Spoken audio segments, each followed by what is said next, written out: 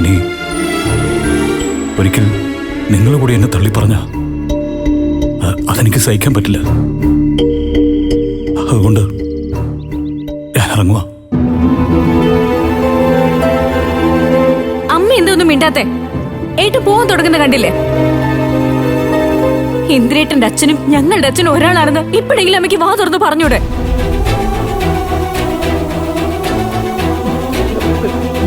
എനിക്ക് ഉറപ്പില്ലാത്ത കാര്യം ഞാനെങ്ങനെ പറയാ?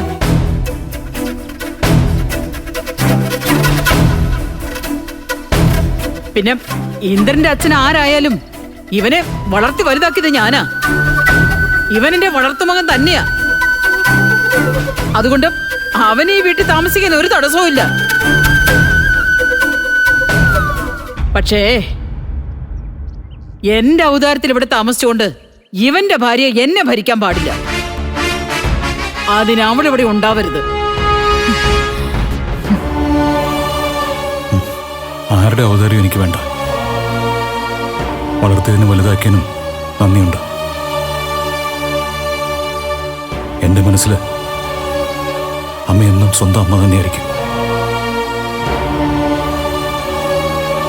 പക്ഷേ അതിന്റെ പേരിൽ ആരും ഞാൻ ബുദ്ധിമുട്ടിക്കുന്നില്ല.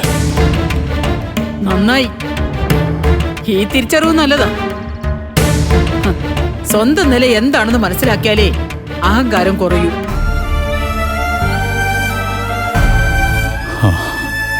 ഇനി ആരോട് യാത്ര പറയുന്നില്ല.